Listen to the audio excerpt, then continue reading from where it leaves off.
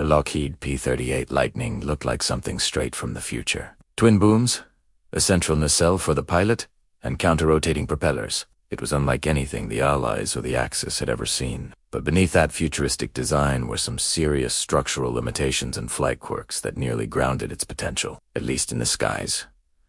Over Europe, at icy speeds, especially during a dive, the P-38 suffered from a dangerous phenomenon called compressibility stall. As the aircraft approached the transonic range, around Mach 0.7, shock waves would form over the wings and tail. This caused a sudden, violent nose-down pitch. The elevator controls became completely useless, and pilots couldn't pull out of the dive. More than a few were lost before Lockheed engineers finally developed dive recovery flaps, which were added to later models like the P-38J by then. However, the aircraft had earned a reputation for being unforgiving at the edge of its flight envelope. Its distinctive twin-boom design, while structurally clever, also gave the Lightning a very slow roll rate, compared to the nimble single-engine fighters it faced, like the Messerschmitt 109 or the Focke-Wulf 190.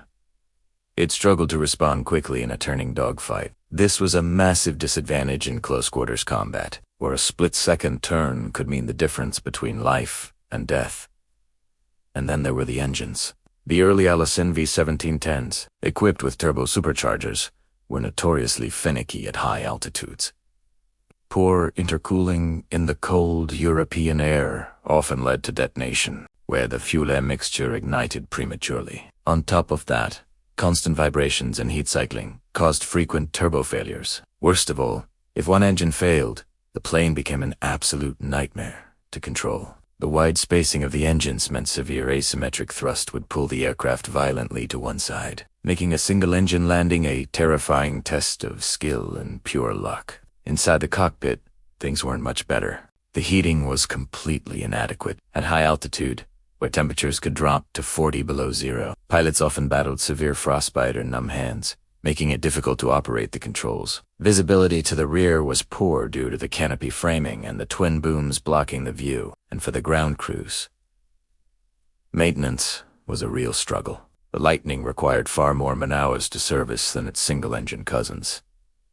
Many field repairs were nearly impossible without factory support. Early in the war, even its tricycle landing gear, which is standard today, confused some mechanics. The plane was just that new, that different. So, with all these problems, why did the P-38 become the weapon of choice for America's top two aces, Richard Bong and Thomas McGuire? The answer starts with its nose. 450 caliber machine guns and a 20mm cannon, all mounted directly in front of the pilot, all converging on the same line of fire. Unlike fighters with wing-mounted guns, which had to be calibrated to converge at a specific distance, the Lightning delivered its full, concentrated firepower at any range. For master marksmen like Bong and McGuire, that meant incredibly deadly and efficient passes, especially when taking deflection shots at maneuvering targets. Then, there was its incredible range. The P-38 carried over 400 gallons of internal fuel, and with external drop tanks,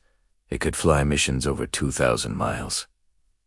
That kind of range was completely unmatched by any other U.S. fighter early in the war. It allowed Bong and McGuire to strike deep into enemy territory, escorting bombers on long-range raids, ambushing enemy formations far from their bases, or patrolling vast island chains in the Pacific, all without relying on forward airfields. At high altitude, the P-38's twin-turbo superchargers finally came into their own. Unlike Europe's freezing skies, the warmer, humid air in the Pacific actually reduced many of the engine issues. Up there, the Lightning could hold its speed and power above 20,000 feet, which was crucial for performing boom and zoom attacks diving on an enemy from above, making a single, devastating pass and using that speed to climb back up to safety. With a climb rate of around 4,000 feet per minute and powerful dive acceleration, it could enter and exit combat entirely on its own terms.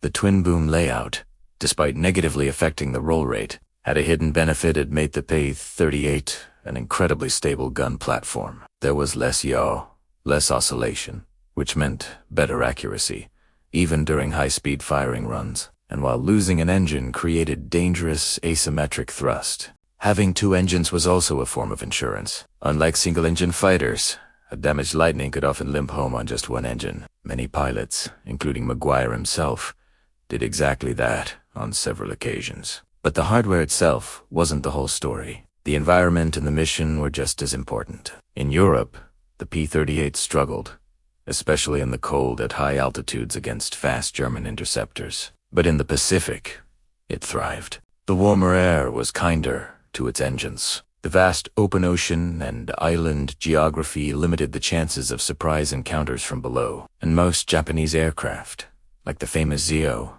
were slower and more lightly built, making them perfect targets for the P-38's superior speed and overwhelming firepower. Just as importantly, the pilots in the Pacific weren't locked into the rigid, tight escort formations required over Europe. Ace pilots like Bong and Maguire were given the freedom to operate more independently. They flew flexible intercept missions, often alone or in pairs, and developed tactics that played to their aircraft's strengths, not its weaknesses. They trained relentlessly, learned the aircraft's quirks inside and out, and adapted faster than their enemies. They didn't fight against the P-38's flaws. They simply worked around them. Together, they achieved over 70 confirmed kills, more than any other American aces in history. So, was the P-38 a failure? Only if you judge it by the wrong standards. In Europe's cold, high-altitude arena, it was often outclassed. But in the Pacific, where range, firepower, and high-altitude energy retention mattered most, it was absolutely devastating. It wasn't just about the machine. It was about the mission, the environment, and the incredible men who flew it. The P-38 Lightning wasn't a perfect aircraft, but in the right hands, in the right theater of war, it became something far greater, a flawed masterpiece that changed the course of the air war in the Pacific. Thank you for watching. If you enjoyed this and want to learn more, please support my work by purchasing my ebook. You can find the links in the description below or by searching for Adrien Lensford on Amazon. Thanks again, and see you next time.